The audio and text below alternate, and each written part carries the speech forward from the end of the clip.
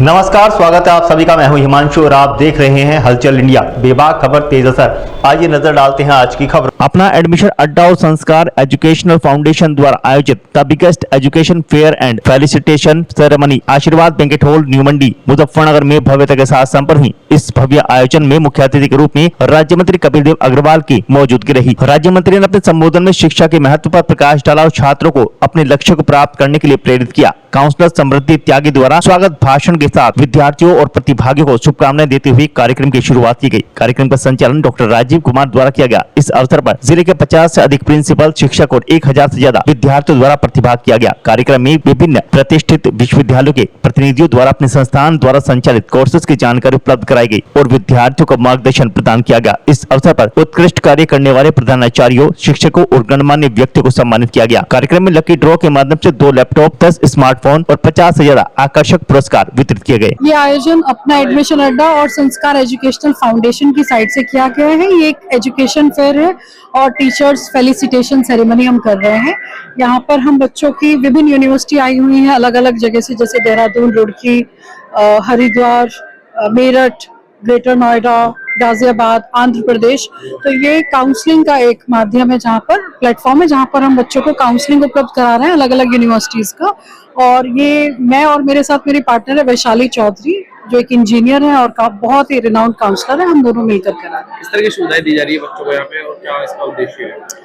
इसका उद्देश्य ये है कि मैंने देखा है बच्चा जो है वो अलग अलग जगह पर यूनिवर्सिटीज में नहीं जा पाता कोर्स के बारे में जानने के लिए, और वो क्या करता है कि जो भी नियर बाय की यूनिवर्सिटी है उसी में या कॉलेज में एडमिशन ले लेगा। उसको नहीं पता मेरे कोर्स के बारे में क्या क्या चीजें हैं, कहाँ जॉब मिलेगी और एक यूनिवर्सिटी में जो कोर्स कराया जा रहा है वो दूसरी यूनिवर्सिटी से कैसे बेहतर है। तो मान लीजिए किसी को बीटेक ही करना है, अब यहाँ 12 यूनिवर्सिटी है, वो 12 में जाकर पूछेगा तो उसको इतनी जानकारी उपलब्ध हो जाएगी कि जब वो यूनिवर्सिटी और कोर्स चुनेगा तो वो एक वेल इन्फॉर्म्ड डिसीजन लेगा कि हाँ मुझे इस यूनिवर्सिटी से ही ये कोर्स करना है। तो एक तो ये सुविधा दे रहे हैं, दूसरा इतना पेरेंट्स के पास ना तो पैसा है ना तो समय है कि वो भरी दोपहरी में अलग अलग जगह पर जाकर अपने बच्चे के लिए यूनिवर्सिटी टू यूनिवर्सिटी घूमकर जानकारी इकट्ठी कर सके, और फोन के माध्यम से करते हैं तो उनको पूरी जानकारी नहीं मिल पाती है। तो इसलिए हमने ये कहाँ से कौन कौन सी यूनिवर्सिटी आई हुई है, तो क्या कुछ डिस्काउंट दिया जा रहा है बच्चों को उसके कोर्स के लिए? इसमें हमारे पास देहरादून से, मुख्यतः देहरादून से यूनिवर्सिटीज है, जैसे डीबीएस ग्लोबल, देवभूमि हमारी टाइटल स्पॉन्सर है इस इवेंट को ऑर्गेनाइज कराने के लिए।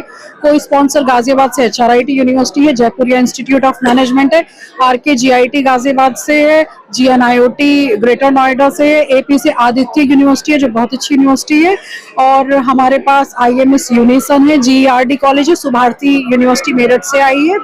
यहाँ पर यूनिवर्सिटीज ने कहा है कि जिस बच्चे की जो भी हमें एलिजिबिलिटी दिखाई दे कि उसके लिहाज से उसको स्कॉलरशिप दी जाएगी, क्योंकि स्कॉलरशिप में बहुत सारे क्राइटेरिया होते हैं कि आपका इनकम कैसा है, किस आप बैकग्राउंड से आ रहे हैं और आपका परसेंटेज क्या है, तो उस हिसाब से उनको स्कॉलरशिप दी जाएगी। DBU ने हमें कहा है, DBS ग्लोबल यूनिवर्सिटी ने, कि वो फुल फी कंसेशन भी, स्कॉलरशिप भी बच्चे को देंगे अगर बच्चे का 2 लाख से कम का इनकम है। 4 से 5 ऐसे बच्चे वो सेलेक्ट करेंगे और पर बच्चे का परसेंटेज अच्छा होना चाहिए।